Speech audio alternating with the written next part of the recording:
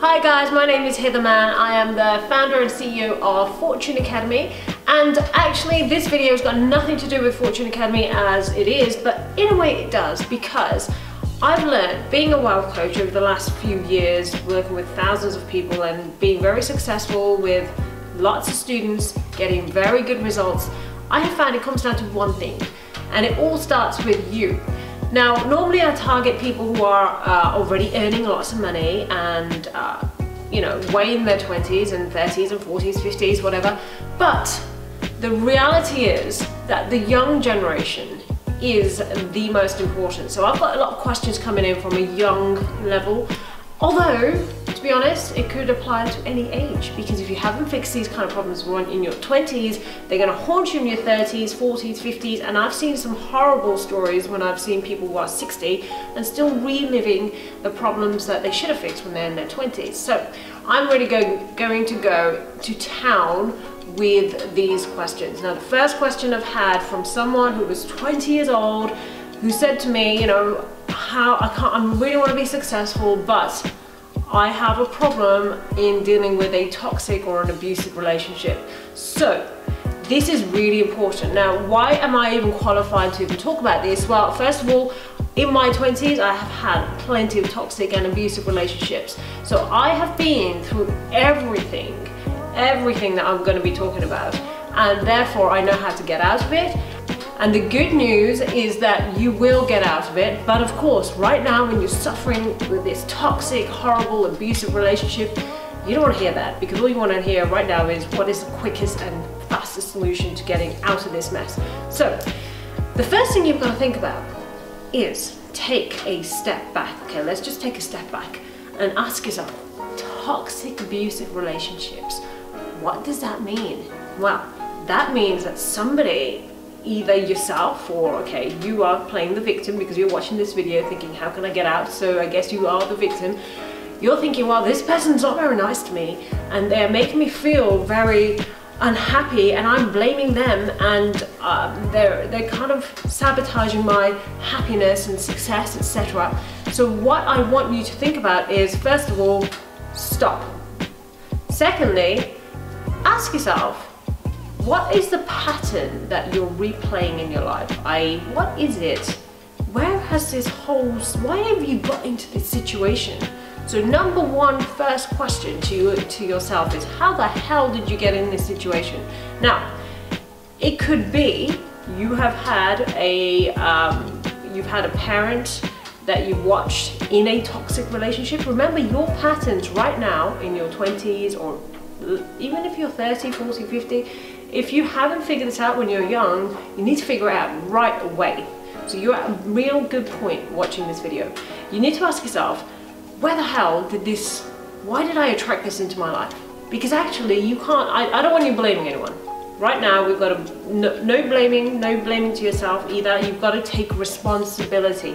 The word is responsibility. So stop the blame, now take responsibility. That moment you shift from blame to responsibility, things change. Life really changes. And the responsibility comes from thinking to yourself, where did I come into this? Where did I see this pattern before? You have seen it before. Now, for me, it was parents, seeing a toxic, abusive relationship in parents or people you grew up around. So if you grew up in that age, so up to the age of 8, 9, 10, whatever, young age is unfortunately the time that the damage happens and people get into a situation where they don't realize it in the future, because whatever you grew up with, that becomes the norm, unfortunately, subconsciously, until you then have a conversation like this with yourself, and then you can fix the norm. So ask yourself, where did that toxic relationship come from? If it was a parent or people that you grew up with, then don't worry, because now you've just realized, okay, I have just attracted that into my life because that's what I called normal. So straight away you've got to ask yourself, why do I like this? Why do I you have to have something called standards in life. Now, your standards, if you're used to seeing toxic relationships growing up, unfortunately they're going to be quite low. I.e., you see a nice guy or a nice girl and you think, oh, boring. Let's be honest, you probably think boring, whereas a lot of young people think, I want to go for those bad boy kind of image idiots. sorry, they are idiots. Or I want to go out with someone who's tough and mean. I like the tough love type of way. Well, really, you like that. So you've got to ask yourself, why the hell do you like that? Do you like being a bit of a punch bag, etc.? And it's not a nice feeling. So first of all, take responsibility. You made the choice. Secondly, can you get out of it? And if you're feeling scared or sabotaged or anything, the best part of all of this is knowing you can step away. How do you step away? Well, I'll tell you now, being in an abusive relationship and toxic relationship is the worst kind, because what they do is they lower your self-esteem. So your self-esteem, to be honest, is low anyway. Because if you've got that kind of low standard, that means you've got low self-esteem. Don't worry about it, we can fix that. That can be in another video.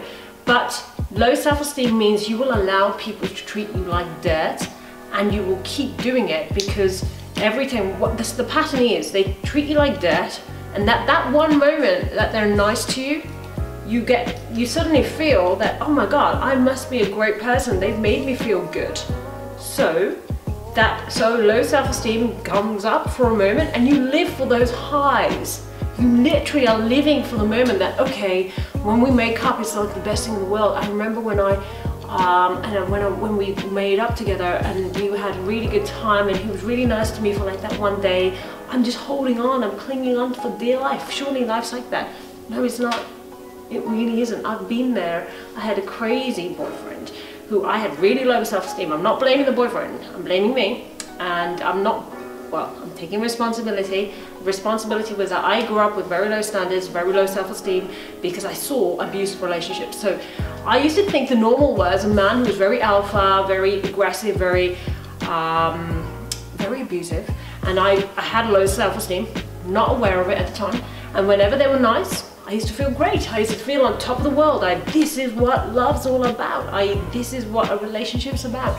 When really, all they were doing was yo-yoing my self-esteem.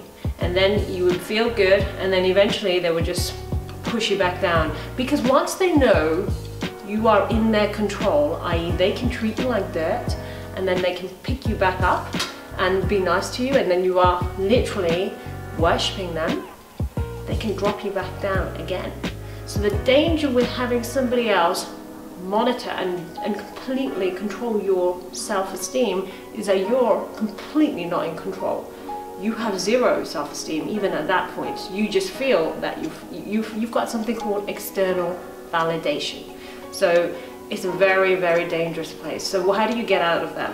Well, because you're feeling so low right now, the first thing you want to do, let's be honest, is you can't wait for that text or that message saying, okay, I'm really sorry, let's just meet up and let's just forget about it. You would forget about it in a second.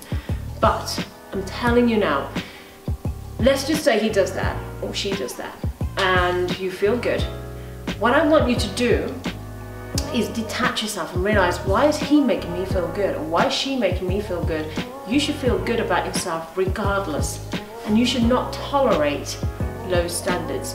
Standards in your life is the only thing that's going to make you move on in life. i.e. if you want a good relationship, you're going to have to raise a bar on your standards. Not them, it's you. You attract what you are.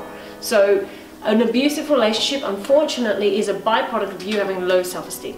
So the first thing you need to do is ask yourself, why did I bring this into my life? Second thing, where is the self-esteem? How can I monitor it? And I can see that it's not in my control. What you need to do is break the pattern. i.e. don't even talk to them for a second, just step away, even if it's that difficult, and just talk to other people. Talk to nice people. Try and speak to anyone, and I mean anyone. Speak to a random stranger, get used to people being nice to you, and then realize that nice is actually a good thing. Try and find nice attractive, because that's the problem with you guys. At the moment you find bad attractive, which is really poor, so we need to fix this. Speak to anyone, anybody in the world that can make you feel good right now. Again, that's not fixing it, but it's making you get used to the nice feeling. And then write down on paper, if you don't want an abusive relationship, write down what kind of relationship do you want. So I'm only giving you 3 points here. Number one, take responsibility and stop and look at the pattern. Where did it come from? And number 2, monitor, see where is the validation, where is the pattern happening. And number 3, write down on paper, and part of number 2 is speak to someone nice. It doesn't even have to be someone you like, it's not in a flirtatious way, you'd just be a nice person. Get used to being around nice people. And then once that's normal, you'll feel better. And number 3, write down on paper what a good or healthy relationship would look like on paper. Even if it looks completely unachievable, I promise you, just do this.